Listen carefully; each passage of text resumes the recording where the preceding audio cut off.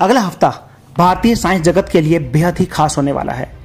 दरअसल भारत का अहम अंतरिक्ष मिशन चंद्रयान-3 चांद की जमीन पर उतरने वाला है और बताया जा रहा है कि चंद्रयान 21 से 23 अगस्त के बीच चांद की जमीन पर लैंड करेगा और इतिहास के पन्नों में अपना स्वर्णिम नाम शामिल करेगा।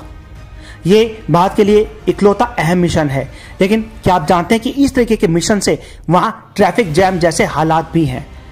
हुआ यह है कि जिस तरह भारत ने अपना मिशन भेजा है, वैसे कई देशों ने भेजा है और चांद की ऑर्बिट में दूसरे देशों के भी कई मिशन हैं जो जल्द ही चांद की धरती पर लैंड करने जा रहे हैं। ऐसे में जानते हैं कि चंद्रयान के अलावा अभी लाइन में कितने मिशन हैं जो जल्द ही चांद पर लैंड करने की वेट कर रहे हैं। इसके बाद आप समझ पाएंगे कि अब अंतरिक्ष में भी किस तरीके से भीड़ होने लगी है और अंतरिक्ष का माहौल कैसा बन चुका है। चांद की ऑर्बिट में अभी 6 एक्टिव मिशन हैं और कई अन्य प्रोजेक्ट्स लाइन पर हैं। चंद्रयान के अलावा जो मिशन हैं उनकी बात करें तो अभी चांद की ऑर्बिट में नासा का लूनर रिकॉनेक्स ऑर्बिट यानी कि NASA lunar reconnaissance orbit LRO, NASA के आर्टेमिस के तहत 2 और mission Korea pathfinder lunar orbiter और नासा का कैस्ट्रॉन शामिल है। चंद्रयान के अलावा ये मिशन अभी चांद की ऑर्बिट में है। नासा के लूनर रिकॉनेसेंस ऑर्बिट को 2009 में लॉन्च किया गया था। उसके जरिए चांद के सरफेस का मैप पता करने की कोशिशें की जा रही हैं। इसके अलावा आर्टेमिस के P1 और P2 मिशन जून 2022 से लूनर ऑर्बिट में हैं। इसके साथ ही नासा का कैप्स्टोन NRH ऑर्बिट में है। मून मिशन की बढ़ती संख्या के साथ चांद वैज्ञानिक खोज का एक सेंटर यानी कि केंद्र बनता जा रहा है। हालांकि ज्यादा मिशन से आपसे टकराव से बचने जैसी चुनौतियां भी बढ़ती जा रही हैं। भारत के चंद्रयान-3 मिशन के बाद रूस ने लूना 25 भेजा। अब जापान अपना smart lander for investigation moon यानी कि SLIM और X ray imaging and spectroscopic mission XRISM भेजने वाला है। जापानी मून मिशन की लॉन्चिंग 26 अगस्त 2023 को सुबह करीब 6 बजे के आसपास होगी। जापानी स्पेस एजेंसी JAXA के तानेगाशिमा स्पेस सेंटर के योशिनिबो लॉन्च कॉम्प्लेक्स से लॉन्चिंग की जाएगी। लॉन्चिंग के लिए 27 अगस्त से लेकर 15 सितंबर तक रिजर्व लॉन्च पीरियड संभाल कर रखा हुआ है, यानी पहले दिन किसी भी तरह की गड़बड़ी होने पर इन 18 दिनों के बीच किसी भी समय रॉकेट को लॉन्च किया जा सकता है।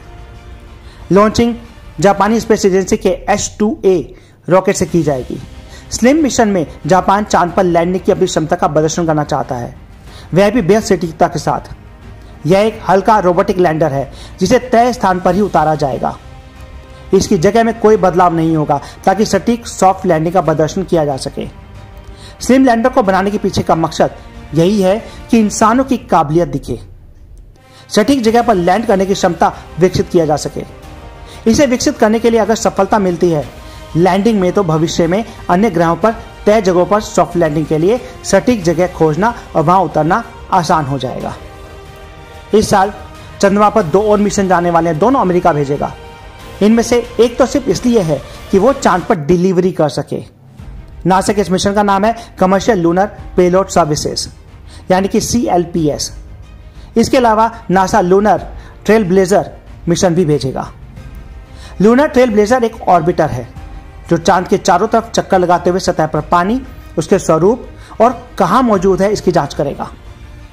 2024 में बेरेशीट 2 लॉन्च हो रहा है। इसे इजराइल भेज रहा है।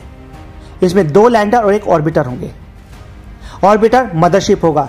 लैंडर चांद के 2 अलग अलग हिस्सों में उतारे जाएंगे। अमेरिका 2024 में ही वाइपर यानी volatiles investigating polar exploration rover भेजा जाएगा।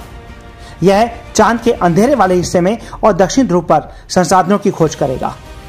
2025 में नासा आर्टेमिस 2 लैंडर को चांद पर उतारेगा। इंसान को 50 साल बाद पहली बार चांद की सतह पर उतारा जाएगा।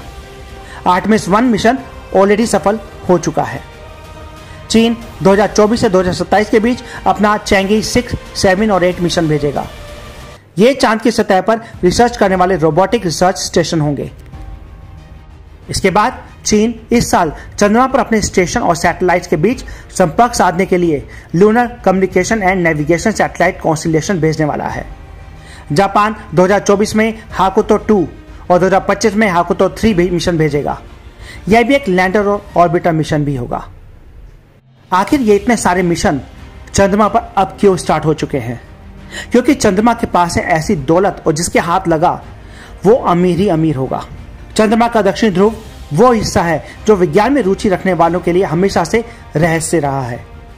दक्षिण ध्रुव वह जगह है जहां पर कुछ हिस्सों में एकदम अंधेरा है तो कुछ पर रोशनी नजर आती है। इसके करीब पानी और धूप दोनों है। स्थायी रूप से कुछ हिस्सों में छाया है और यहाँ पर बर्फ जमा होने की बातें कही गई हैं। अमेरिकी अंतरिक्ष संस्था नासा का दावा है कि चंद्रमा के दक्षिण ध्रुव के कुछ गड्ढों पर तो अरबों वर्षों से सूरज की रोशनी तक नहीं पहुंची है। इन गड्ढों वाली जगह का टेम्परेचर -203 डिग्री सेल्सियस तक गिर सकता है। वैज्ञानिकों की माने तो यह बर्फ दरअसल अंतरिक्ष का सोना है। इसका खनन पीने के पानी के लिए किया जा सकता है, साथ ही साथ या सांस लेने के लिए जरूरी ऑक्सीजन और रॉकेट फ्यूल के लिए भी इसे हाइड्रोजन में बांटा जा सकता है। कुछ लोगों का मानना है कि इस फ्यूल का यूज सिर्फ पारंपरिक अंतरिक्ष यान के लिए किया जाएगा, बल्कि उन हजारों उपग्रहों के लिए भी किया जा सकता है जिन्हें अलग अलग मकसद के लिए अंतरिक्ष में भेजा जाता है। चंद्रमा पर पहली रोबोटिक लैंडिंग के 60 साल हो चुके हैं, लेकिन फिर भी इस पर लैंडिंग एक मुश्किल काम है। अभी तक जितने भी मिशन लॉन्च हुए हैं उनका सक्सेस रेट बहुत कम है। आधे मिशन भी यहां पर लैंडिंग में फेल हो चुके हैं। वैज्ञानिकों के मुताबिक धरती से अलग चंद्रमा का वातावरण बहुत हल्का है, यानी गुरुत्वाकर्षण पृथ्वी का सिर्फ छठे हिस्से के बराबर है। इसी वजह से अंतरिक्ष यान के लैंडिंग के समय इसकी स्पीड को कम करने के लिए खिंचाव नहीं मिल पाता है। इसके अलावा चंद्रमा पर किसी भी यान को उसकी लैंडिंग वाली जगह पर जाने के लिए कोई जीपीएस जैसी कोई चीज नहीं है। इन कमियों की भरपाई अंतरिक्ष यात्रियों को 2,39,000 मील दूर से करनी पड़ती है।